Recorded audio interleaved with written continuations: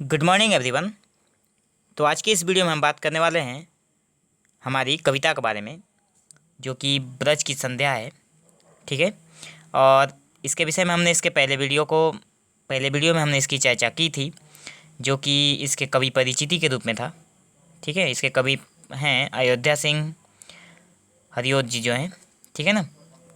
तो अभी हम लोग इस कविता को समझते हैं। सबसे पहले हम लोग देखेंगे कि इस कविता में कहा क्या गया है, उन्होंने क्या हमें समझाने का प्रयत्न किया है। ठीक है। तो ये ब्रज की संध्या जो शीर्षक कविता है, ये प्रिय प्रवास, हमने देखा था कि प्रिय प्रवास महाकाव्य के प्रथम सर्ग से लिया गया है। ठीक है। और इसके रचयिता जो हैं वो हैं अयोध्या सिंह उपाध्याय हरिओध जी। ठीक है। तो कवि ने इस कविता में संध्या के समय ब्रज की निराली शोभा का सुंदर वर्णन किया है। ब्रज तो पता है आप लोगों को, ब्रज वही गोकुल धाम है जहाँ पे श्री कृष्ण जन्मे थे। ठीक है। तो देखते हैं। दिवस का अवसान समीप था, गगन था कुछ लोहित हो चला, तरु शिखा पर थी अब रजती, कमलिनी कुल पल्लव की प्रभा। देखो, संध्या के समय ब्रज के स्थल भाग तथा आकाश भाग का वर्णन करते हुए कवि कहते हैं कि दिन जो था वो समाप्त होने को था, मतलब सांझ का समय था। ठीक है, समाप्त होने को था, इसलिए आकाश में धीरे धीरे लालिमा फैल रही थी। गगन मतलब आकाश, गगन था कुछ लोहित हो चला, लोहित मतलब लालिमा, मतलब कुछ लाल रंग का लालिमा हो गया था आकाश में। ठीक है, फैल रही थी वो। तरु शिखा पर थी अबरजिती, कमलिनी कुल वल्लभ की प्रभा। सूरज की जो किरणें हैं वृक्षों की चोटियों पर सुशोभित हो रही थी। ठीक है ना। और विपिन बीच विहंगम वृंद का, विहंगम मतलब पक्षियों को कहा जाता है, तो पक्षियों का कलबल बढ़ता जा रहा था। पक्षी जो हैं, ठीक है, वो लोग शाम के समय बहुत मतलब शोर मचाते हैं। ठीक है। दिन भर दाना पानी के लिए बाहर विचरने वाले पक्षी अपने अपने निवास स्थान की ओर लौट रहे थे। ठीक है ना। विपिन बीच विहंगम वृंद का कल निनाद विवर्धित था हुआ, ध्वनि में विविधा विहगावली उड़ रही नभमंडल मध्य थी। ठीक है ना। बोल रहे हैं कि आकाश में पंक्तिबद्ध होकर उड़ते हुए पक्षियों की शोभा निराली थी। आकाश में पंक्तिबद्ध होकर जो आकाश के मध्य में पंक्तिबद्ध मतलब सीरियल के हम लोग क्या बोलते हैं, लाइन पकड़ के जब चिड़िया उड़ा करती है। ठीक है ना। तो उसी बात को कहा गया है कि आकाश में पंक्तिबद्ध होकर उड़ते हुए पक्षियों की शोभा देखने में बहुत निराली होती है। अधिक और हुई नभ लालिमा दश दिशा अनुरंजित हो गई। और बोल रहे हैं कि जैसे जैसे दिन ढल रहा था वैसे वैसे आकाश की लालिमा बढ़ती जा रही थी। ठीक है ना। आकाश की जो लालिमा थी वो बढ़ती जा रही थी। आकाश की लालिमा के विस्तार से चारों दिशाएं लाल हो गई थी। 10 दिशाएं जो है, 10 दिशाएं, चारों दिशाओं से ज़्यादा है, 10 दिशाएं जो है थी, 10 दिशाओं में उनकी लालिमा फैल गई थी। सकल पादप पुंज हरितिमा अरुणिमा विनिमज्जित सी हुई। ठीक है। और यहाँ पे मतलब और ब्रज की जो वृक्षों की जो हरियाली है उस लालिमा में डूबी हुई सी प्रतीत हो रही थी। ठीक है। झलकने पुलिनों पर भी लगी गगन के तल की यह लालिमा सरी सरोवर के जल में पड़ी अरुणता अति ही रमणीय थी।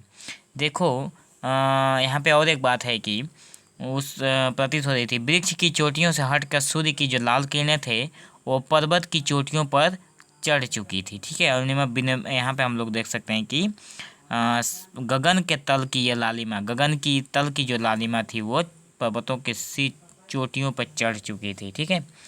और एक बात इसमें है कि कवि ने यहाँ पे इस संध्याकालीन ब्रज के जो जल भाग का भी मनोहर वर्णन किया है। जैसे कि बीच में देखो, सरी सरोवर के जल में पड़ी अरुणता अति ही रमणीय थी, अचल के शिखरों पर जा चढ़ी किरण पादीप शिशु बिहारिणी, तरुणी बिंब तिरोहित हो चला गगन मंडल मध्य शनय शनय। यहाँ पे शनय शनय का मतलब है धीरे धीरे। ठीक है। और एक बात यहाँ पे बताना था, विहंगम, विहंगम जैसे कि देखो बीच, विपिन बीच विहंगम, तो विपिन का अर्थात मतलब होगा यहाँ पे जंगल। ठीक है, जंगल और वन की बात कही गई थी। और विहंगम मतलब पक्षी। ठीक है ना। अब देखते हैं हम लोग अपने पहले वाले जगह से, ठीक है। तो यहाँ पे कवि ने सांध्यकालीन ब्रज के जलभाग का भी मनोहर वर्णन किया है। आकाश की लालिमा ब्रज के जलाशयों के तटों पर भी निराली छटा बिखेर रही थी, ठीक है। ब्रज की जो मतलब आकाश की जो लालिमा थी वो ब्रज के जलाशयों में भी अपनी शोभायमान बिखेर रही थी, ठीक है।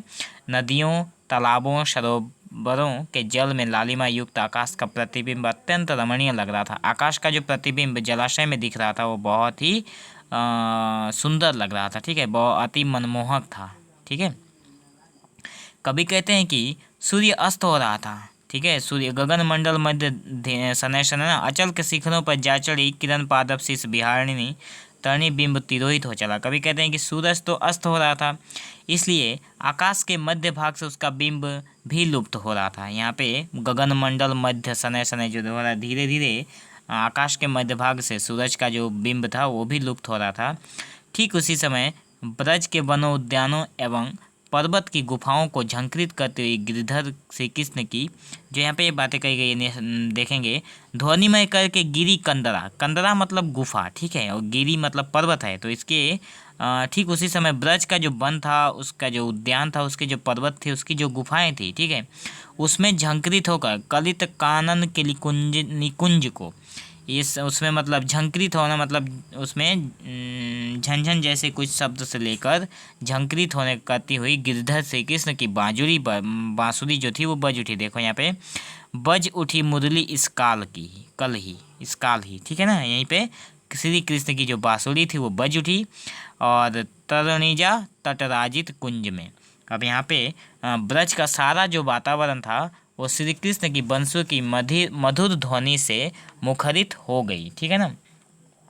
अब यहाँ पे कुंज का मतलब है ऋतुओं से आच्छादित, ठीक है ना। और क्या है, और तटराजित कुंज में, कुंज वही है जो कि ऋतुओं से उनकी ऋतुओं में राजित मतलब शोभित हो गई, ठीक है, और शोभित हो गई। ध्वनिमय का अर्थ होता है जैसे कोलाहल करती हुई, उनकी जो बांसुरी थी वो कोलाहल करती हुई रमणीय सुंदर आकर्षक रूप में ऋतुओं से आच्छादित। हाँ, सभी बांसुरी और बांसुरी की सभी लोग बांसुरी की जब बांसुरी की जो मधुर सुर निकली उससे सभी लोग मुग्ध होकर हो गए, ठीक है ना।